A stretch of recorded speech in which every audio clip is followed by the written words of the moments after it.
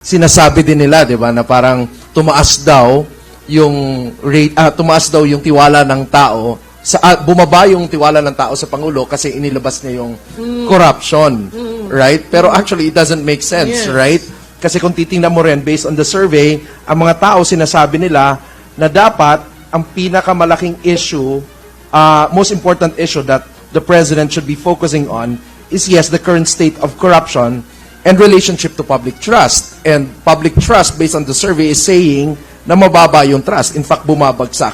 In other words, hindi kontento yung mga tao sa talagang nangyayari. At ito pa, I think it's very significant as well. Ang sinasabi ng survey na si PBBM daw, ang presidente natin, is involved. 48% of the respondents are saying involved siya. Alright? 48%. Tapos, Martin Romualdez, involved or benefited at 78%. Of course, Saldico, alam na natin yan. And then Sandro Marcos also came out, no? Part dun sa apat na mga involved doon na pinaniniwalaan ng mga tao. Ano masasabi niyo doon? So, alam mo, yun nga yung sinasabi, di ba, ang dami natin nakikitang link analysis na yung mastermind hindi pinapakita, usually may question mark. Pero alam na ho ng taong bayan kung sino yung mastermind. Inihintay lamang nung taong bayan, yung leader magsabi, alam mo, nagkamali ako, pinirmahan ko yung budget. Alam mo, nagkamali ako, discretionary ko yan. Alam mo, nagkamali ako for later release, inaprubahan ko. At kung titignan niyo yung sinabi ni Congressman Toby Chanco, naalala niyo yung sinabi na, ilang bang bahay ang gusto mo? Ilang bang kabyar ang gusto mo bang kainin?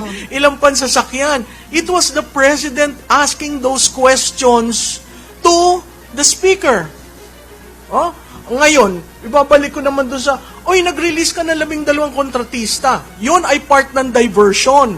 Kasi kinontrol nila yung development ng narrative na yon. Dito lang tayo sa 12 kontratista. Hello, bakit yung 12 kontratista?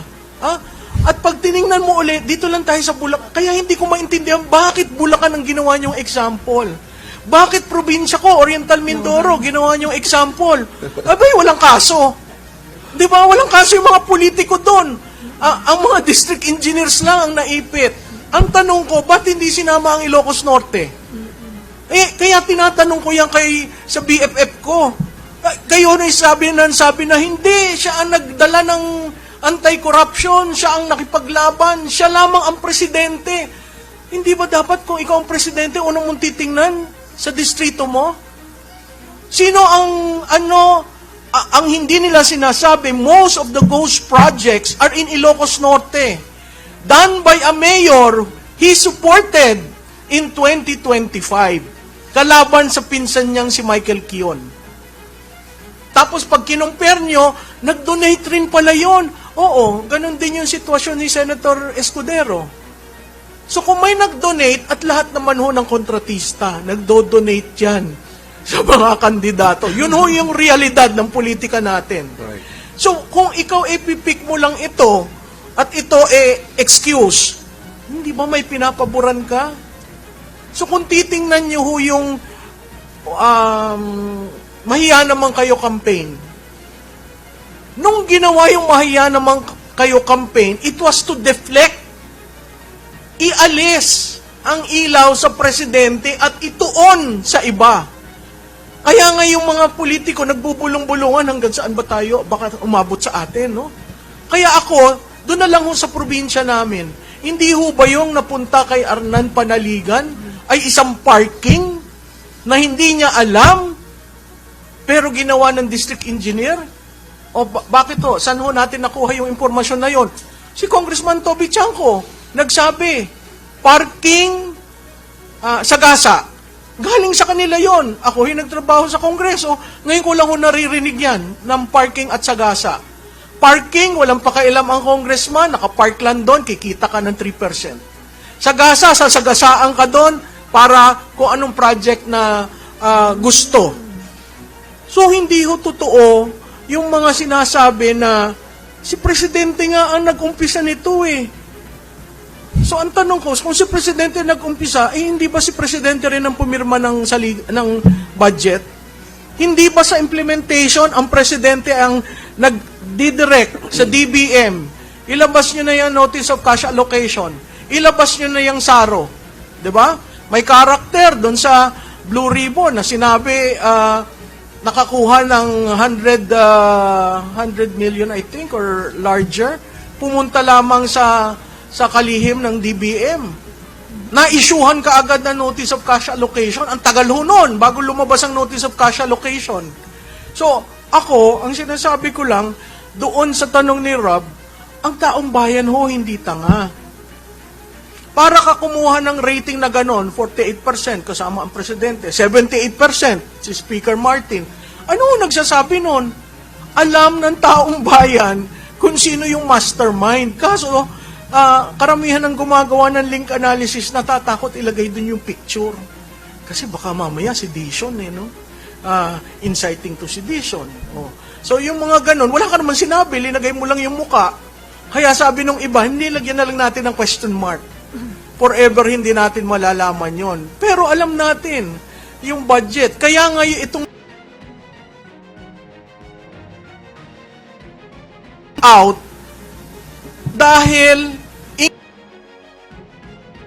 inis sa papel pero sa implementation magkakaroon ng problema. Bakit ho? Napakataas ho ng MAIP, napakataas ng AIX. Okay? Kung tapos abay, nakita ho nyo ang DepEd, 1.7 trillion. Anong ibig sabihin yan? Ang school building na kay Secretary Angara. 22 lang ang napagawa mong school building sa isang taon. Paano mo mapupunan yung 170,000 gap?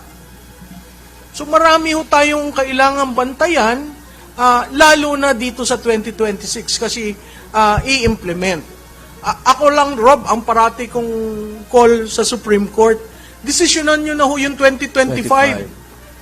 Sabihin nyo ng unconstitutional. Kasi ang dami ng evidence na unconstitutional. Hindi ko maintindihan ba't ang Supreme Court ayaw gumalaw doon sa usapan na yon. Kasi yun, accountability issue rin yun. Biro mo nawawala, 1.7 trillion for the past 3 years. 1.7 trillion. Imaginein ho nyo yun kung ganong kalaking perang nawala.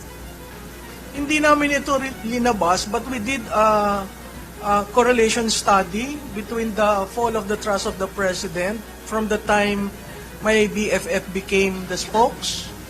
There is a direct correlation. Tuwi siya nagsasalita, umuusad. Tuwi, lahat ng banat niya, umuusad ang Pangulo. Kaya nga, ang parati kong sinasabi, ano ba itong ginagawa ninyo sa institusyon? Kasi ho ako, institutionalist ho ako eh. Katulad nung nagsalita si Colonel Odi, no? Institution. Pag binasa niyo yung sinabi niya, wala naman siyang sinabing mag-resign ka. Kala ko nga, nung nabasa ko, sobra na, bakit wala yung pangatlo? Tapos yung una niyang sinabi doon na allegiance to the Constitution and to the Armed Forces of the Philippines. So anong kaso? Tama yung sinabi ni General Garcia eh. Anong kaso? At clear siya doon. Sabi ko nga, magaling ang nagsulat nito kasi linagyan ng personal. May word hong personal. Withdrawal. Hindi nga niya sinabing President Marcos eh. Mr. Marcos. Diba? So, yung makikita mo that it is a personal statement, hindi bumalik siya, hindi niya sinabing naka-uniforme siya, yung respeto doon sa sundaluhan na andon. So ano yung pagkakamali niya? Parang yung pagposas kay General Pokis. Anong maling ginawa niya? Biro mo yung pamilya galing sa bakasyon, paglabas mo doon sa tube, na andun na yung mag-aaresto sa'yo at pinusasan. At imbis na dalhin sa korte para maibalik yung warrant, idinaan muna sa krame para magpiano. How do you treat? Bakit natin trinatrato ang mga opisyal nating ganon? Yung isa, reterido. Yung isa, active. So, ang tanong ko dito sa administrasyon na ito, ganun ba ang tingin nyo sa mga taong nagsilbi? Itong si Colonel Odi yata malapit na mag-retire. Retiring ng May 21 or May 12? Oh. Biro mo, at pag tiningnan ho nyo yung background ng tao, maa-amaze ka. Kasi talagang tinuturuan yung future soldiers, pagkatapos makikita mo kung saan siya galing, kung saan siya nakipaglaban. Nandun pa sa UN Peace Forces. Hindi ordinaryong tao si Colonel Odi para nyo ganyanin. Ngayon, dun sa mga iba na pumupukol na meron namang ibang mga kasundaluhan na opisyal na banat ng banat na rin sa administrasyon dati, hindi ko alam anong pagkakaiba nun. Walang banat dun sa sinabi si Colonel Odi. Wala siyang personal na banat. Ang sinabi lang niya, personal withdrawal kay Mr. Marcos. Yun, ganun klarado. Anong mali doon? Dahil hindi tinawag na presidente? Ngayon lang nakikita kong pagkakamali doon sa maghuhusga sa kanya. Dahil tinawag Mr. Marcos, naasar siguro. Tapos sinabi niya, tama na, sobra na,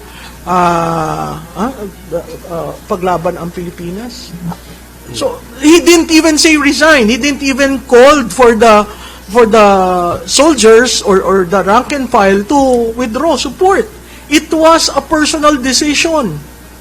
Parang yung mga tumatayo at nagsasalita sa administrasyon na ito, it is a personal decision. So bawat tao ho, bawat Pilipino, dapat to, there comes a point in our life na kailangan natin magsalita. Noon ho, bata pa ako, nandun ako sa EDSA 1. Nung EDSA 2, kay ERAP, wala ako doon. Nasa ibang bansa ako, nag-aaral ako. Tapos sinabihan ako ng boss ko, bumalik ka na kasi may mangyayaring pagpapalit ng gobyerno. Sabi ko, ayoko, hindi naman ako bumoto dyan. So, ito, hindi ko siya binoto, kilala ko sila mag-asawa, pero yung pag tinitingnan mo, ano ang legacy nitong administrasyon na to? On the third year, sasabihin ko, isang legacy, budol. Binudol tayo sa unity, binudol tayo sa continuity, binudol tayo sa infra fund, no? Walang build better more, budol ng budol. Saan nakakita ng governance na budol?